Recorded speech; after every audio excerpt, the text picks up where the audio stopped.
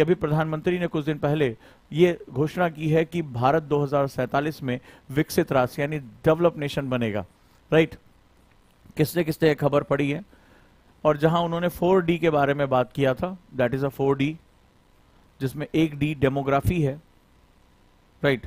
जहां उन्होंने 4D के बारे में बात किया और उन्होंने बताया कि एक ऐसा भारत जहां 3C नहीं होगा, 4D होगा और 3C नहीं होगा, यानी कम्युनिज्म, संप्रदायवाद, कास्टिज्म यानी जातिवाद और करप्शन यानी भ्रष्टाचार, ये चीजें वहां नहीं होंगी, राइट। ये बहुत ही इंपॉर्टेंट है सेगमेंट। और जो बच्चे इससे पहले की क्लासेस देखना चाहते हैं वो ओजांग any time learning app download कर लें। मैं यहाँ लिंक जो है वो डिस्क्रिप्शन वीडियो के नीचे डलवा दे रहा हूँ ताकि आप इसको अच्छे से कर सकें। और पीछे जो डिस्कशन हुए हैं कि इंडिया 2030 क्यों, हेल्थ पे हमारी बात हुई, लास्ट हमारा डिस्कशन बहुत अच्छा था।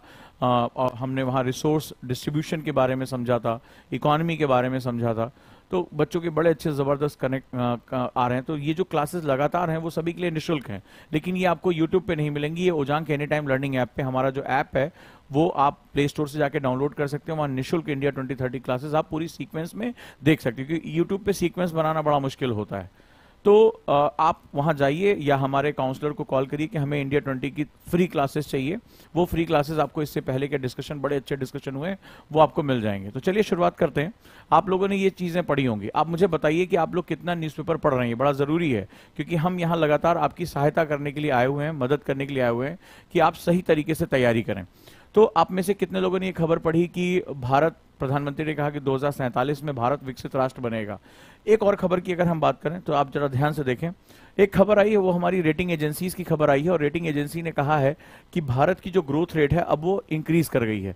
भारत इस क्वार्टर में one of the highest growth जो है वो हम पढ़ेंगे, ठीक है। जैसे एक कोई सेठ साहब इन्होंने लिखा कि 2047 में हम बूढ़े हो जाएंगे, तो अच्छी बात है ना। आप अमीर होके बूढ़े करो तो ज्यादा अच्छा है, गरीबी में बुढ़ापा, क्योंकि आप जवानी में गरीब रहोगे तो मेहनत करके कमा लोगे, बुढ़ापे में गरीब रहोगे तो भीख ही मांगना पड़ेगा, इससे ज्यादा कुछ हाथ तुम्हारे आएगा नहीं।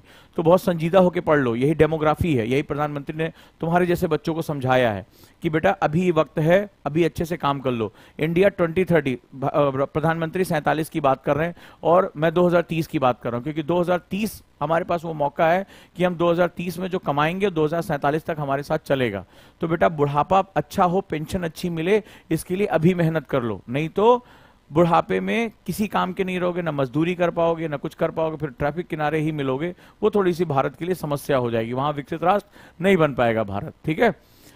तो अब हम बात करें, रेटिंग की बात करें, तो इंडिया की जो जीडीपी ग्रोथ है उसको बहुत जबरदस्त एक एडवांटेज मिले। आपने कितने लोगों ने ये खबरें पढ़ी, ये जानना बड़ा जरूरी है, ये बहुत इंपॉर्टेंट है।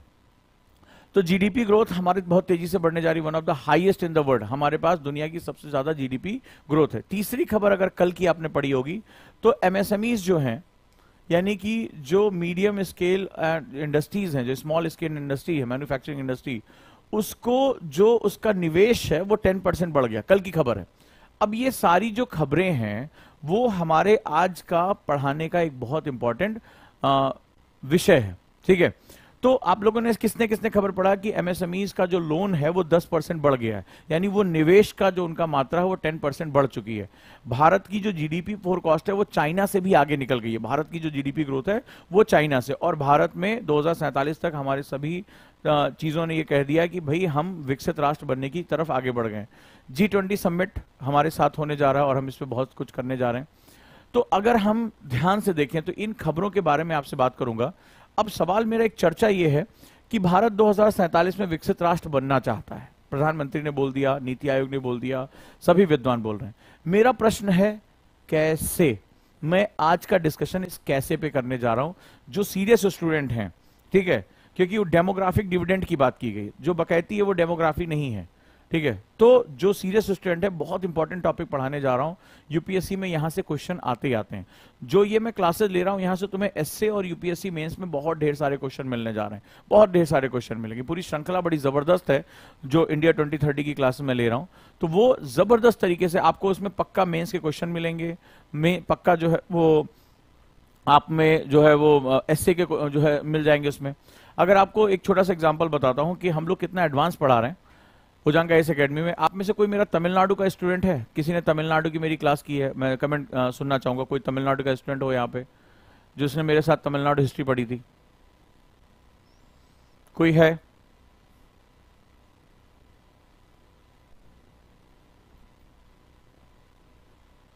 वो कमेंट कर सकता है।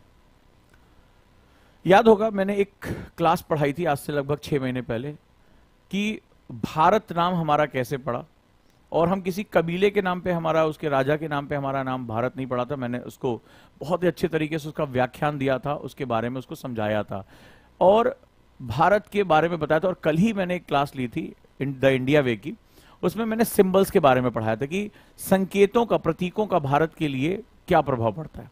अगर आज का न्यूज़पेपर तुमने खोल के देखा होगा, पूरे देश में डिबेट चल रही है कि अब जैसे आपने देखा राष्ट्रपति के जो है उन्होंने जो अपना लेटर भेजा है, आमंत्रण पत्र भेजा है, उसमें रिपब्लिक ऑफ भारत का प्रयोग किया गया है।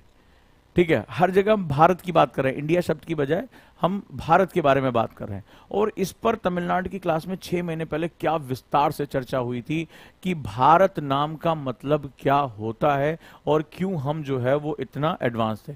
अगर आज आप लोगों ने न्यूज़पेपर पढ़ा होगा तो आपको मेरी वो क्लास याद आ गई होगी कि हाँ, उजांग सर ने इस पर बहुत लंबा चौड़ा एक जो है लेक्चर लिया था। राइट, तो ये एडवांसमेंट है, ये हम बहुत आगे चल रहे हैं, ये आपको बताने की एक कोशिश है। राइट, बहुत से बच्चों ने कहा हाँ सर आपने डिस्कशन किया था, बड़ा जबरदस्त, भा धन रा धन त, इसके बारे में हमने बात किया था। राइट, दूर दूर तक ज्ञान का प्रकाश फैलाने वाला, इसीलिए हम विश्व गुरु कहे।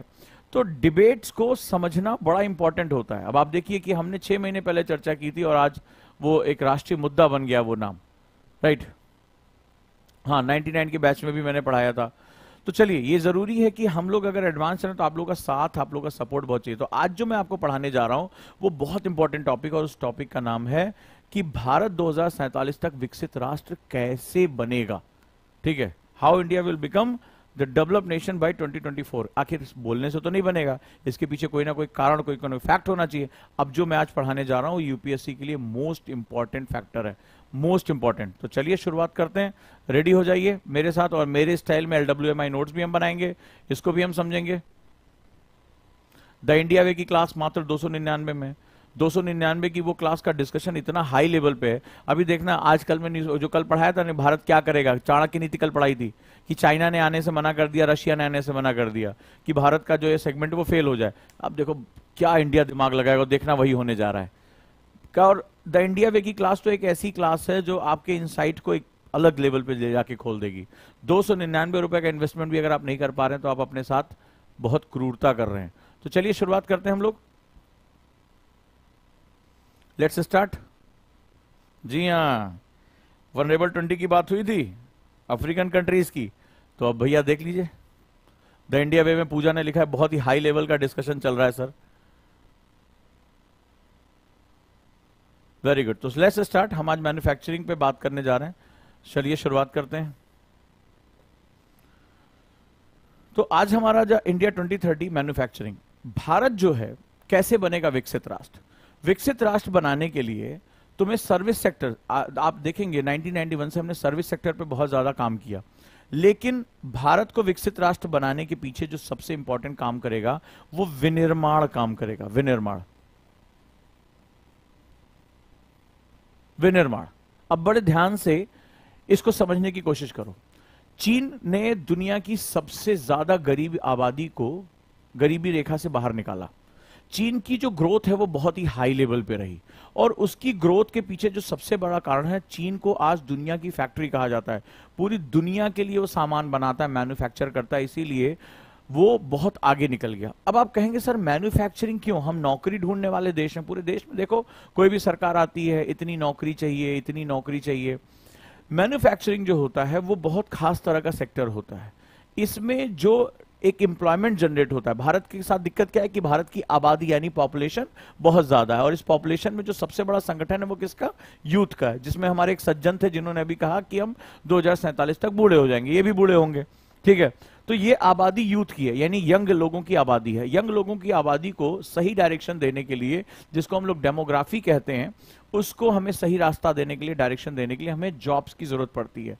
लेकिन ये जो जॉब्स हैं हमारी, ये जो जॉब्स हैं, ये जॉब्स अगर आप गवर्नमेंट सेक्टर में हो, सर्विस सेक्टर में हो, तो आपके लिए बहुत वो 1 to 1 चलती है। मतलब जिस आदमी को जॉब मिली केवल उसी को ही उसका फायदा मिलेगा। राइट। तो मैंने अभी लास्ट क्लास में, याद होगा इंडिया 2030 क्लास में, आपको रिसोर्स डिस्ट्रीब्यूशन समझाया था कि कैसे एक आदमी को काम मिला और एक आदमी के काम का पैसा कैसे जो है वो हर हिस्से तक पहुंचता चला गया। बॉटम अप अप्रोच आपको समझाया था, अगर आपको याद होगा बहुत अच्छी तरीके से। तो उसको इसके साथ मिलाओ। बहुत इंपॉर्टेंट क्लास है। विनिर्माण के बारे में बात। विनिर्माण में जो जॉब क्रिएट होती है उसको हम लोग डेरिवेटिव एम्प्लॉयमेंट बोलते हैं। कौन सा एम्प्लॉयमेंट? डेरिवेटिव। डेरिवेटिव एम्प्लॉयमेंट बोलते हैं। डेरिवेटिव एम्प्लॉयमेंट का मतलब होता है व्युत्पन्न रोजगार। कौन सा रोजगार? व्युत्पन्न रोजगार। यानी अगर आप विनिर्माण क्षेत्र में एक रोजगार पैदा कर दो, इकोनॉमी में 2.7 रोजगार पैदा हो जाता है। बड़ा इंपॉर्टेंट फैक्टर है, बड़े ध्यान से लिख लेना। जब आप इस तरह से यूपीएससी में बात करोगे, इंटरव्यू में बात करोगे ना, तो वो सामने वाला प्रभावित होगा। नहीं तो पूरा देश चिल्ला रहा है 2047 में मोदी जी बना देंगे देश को विकसित। पूछो क्यों बना, कैसे बना देंगे? कोई जादू करेंगे, कोई उनके पास भानुमति पिटारा है, कोई हैरी पॉटर की छड़ी है, क्या है? तो प्रोसेस है, तो प्रोसेस जानने की कोशिश करो। तो कहेंगे भैया मैन्युफैक्चरिंग बढ़ाएंगे, मेड इन इंडिया बढ़ाएंगे, फलाना बढ़ाएंगे। बोले क्या होता है उससे? तो यूपीएससी में आपको ये जो कॉन्सेप्ट्स होते हैं वो समझना बहुत ज्यादा जरूरी होता है।